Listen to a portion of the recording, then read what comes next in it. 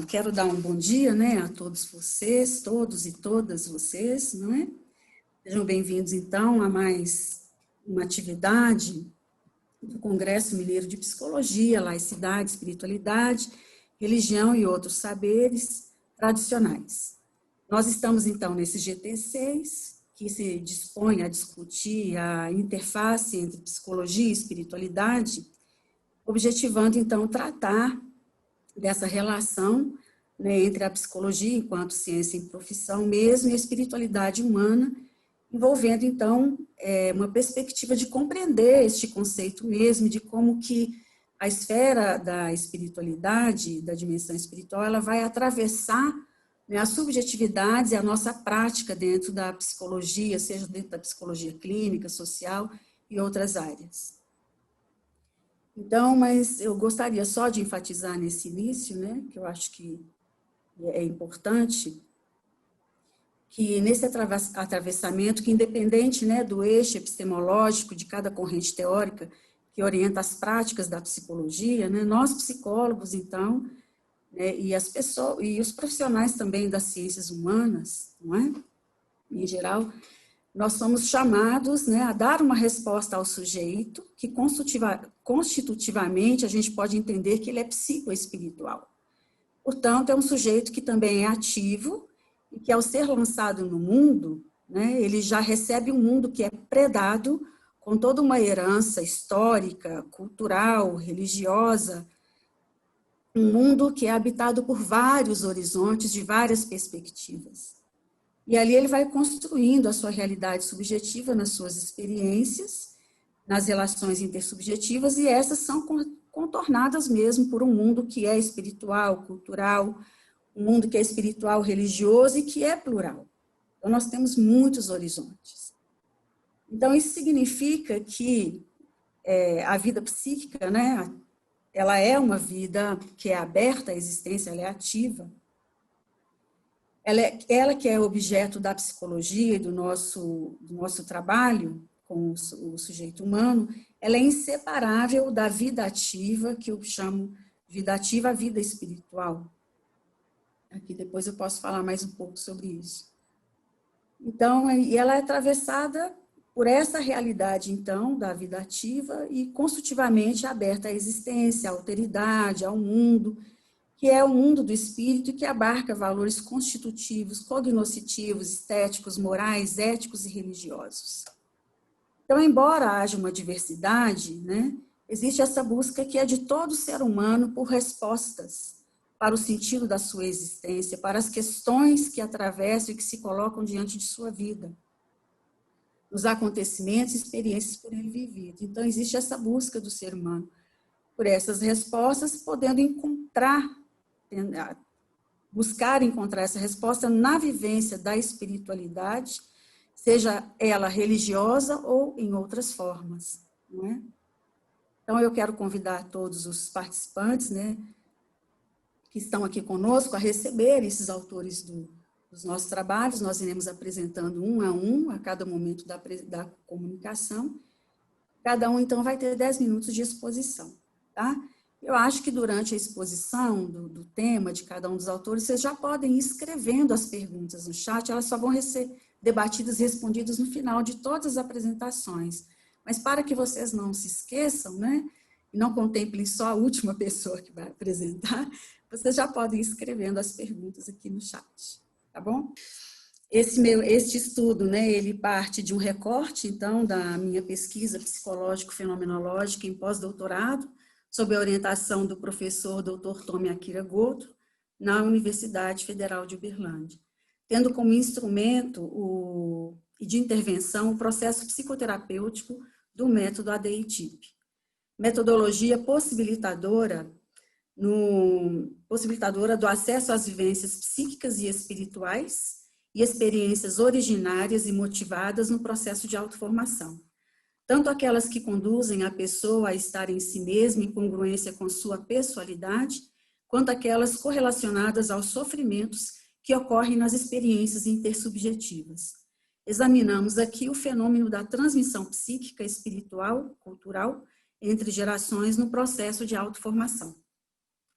Parti parto aqui da seguinte pergunta: é possível a compreensão deste fenômeno sem considerar a totalidade da subjetividade e suas leis distintas nas vivências do eu, em suas relações intersubjetivas, que são, por sua vez, contextualizadas pelo mundo espiritual, cultural e espiritual religioso? Neste sentido, é indispensável considerar que, para falar de transmissão psíquica, é necessário levar em conta a estrutura da pessoa humana e a abrangência da inter-relação e interdependência entre as vivências corpóreas, psíquicas e espirituais e os processos culturais e religiosos na constituição da vida humana.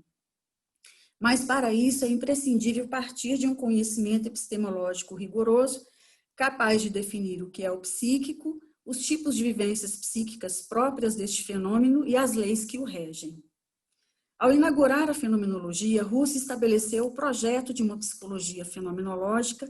que se desdobre sobre a análise e descrição da estrutura e universalidade das vivências psíquicas, diferenciando-as das espirituais e considerando a unidade entre ambas na totalidade das vivências do eu.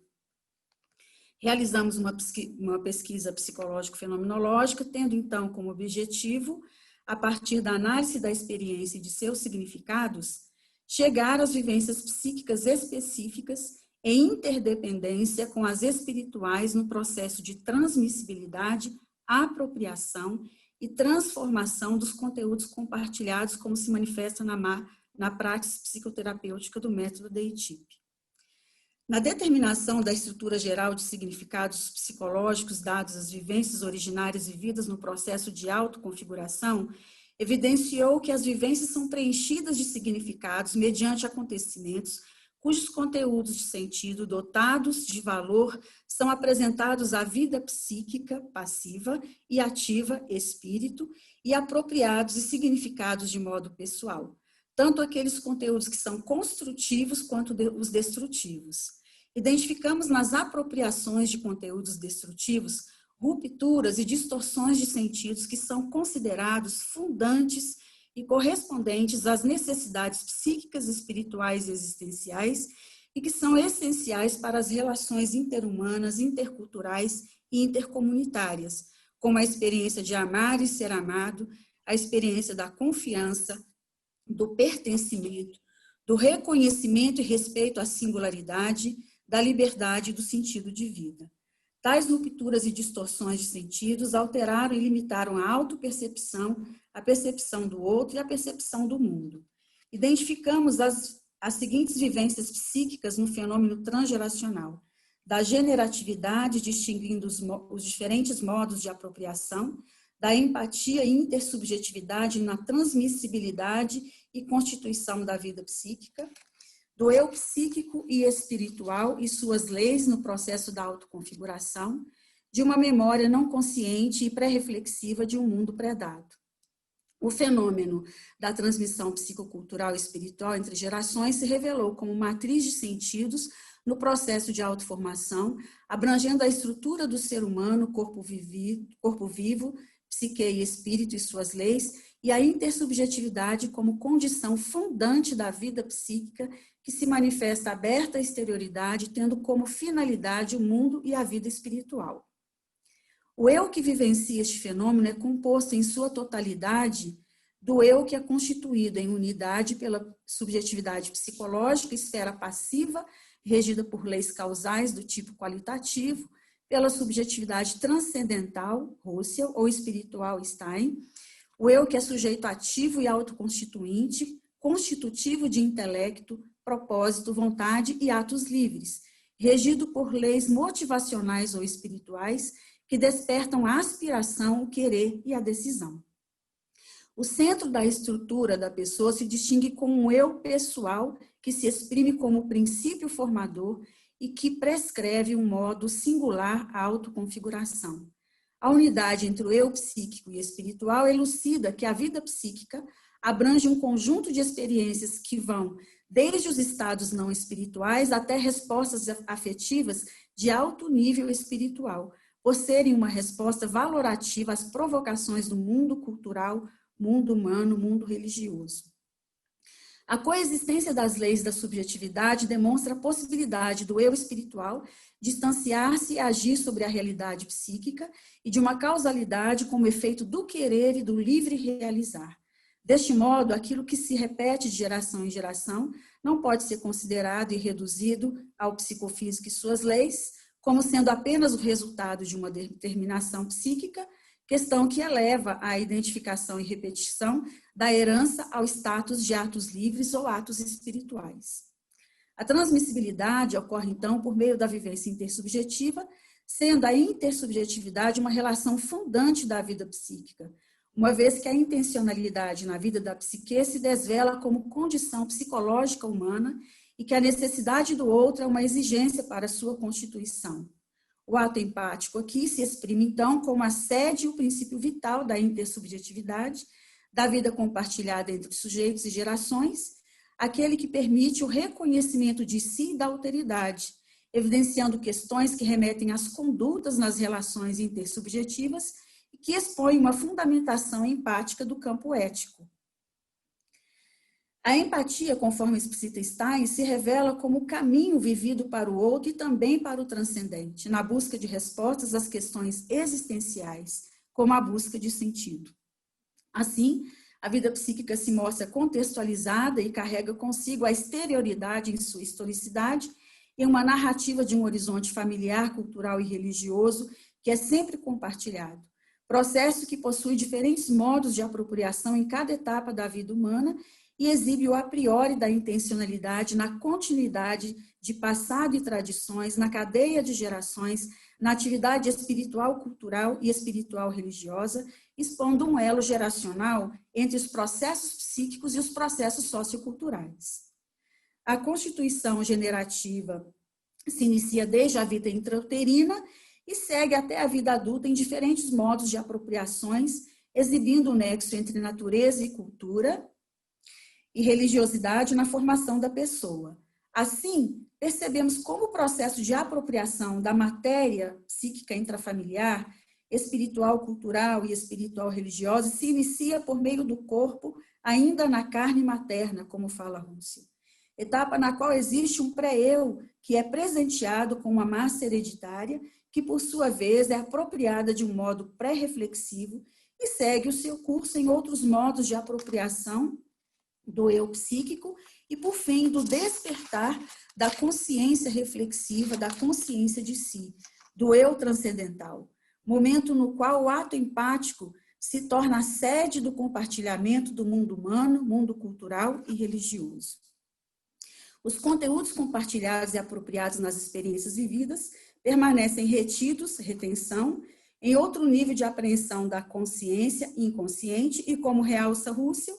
com o passar do tempo sofrem modificações e perdem a distinção, podendo ser esquecidos, mas também recordados mediante associações e estímulos específicos. Todavia, a matéria apropriada por meio de uma intencionalidade pré-reflexiva na vida intrauterina não é passível de ser rememorada devido à ausência de sínteses, mas isso não significa que não possa ser acessada conforme a experiência do método ADI-TIP. A fenomenologia, finalizando, transcendental, genética e generativa de Russell, permite a compreensão deste elo indissociável entre natureza, cultura e religião, desde o terreno ilético até a vida ativa dos atos livres, demonstrando que este é um processo aberto e contínuo, e como o compartilhamento de sentidos do mundo espiritual, que é cultural e religioso, interfere no processo de autoformação em todas as etapas da vida humana. A análise psicológica e fenomenológica elucida este fenômeno, destacando a possibilidade da ação do eu espiritual em posicionar-se em relação à realidade psíquica e à herança intrafamiliar, cultural e espiritual, tanto na apropriação dos conteúdos compartilhados, quanto na transformação destes, podendo alterar, portanto, o dinamismo da vida anímica e da própria corporeidade.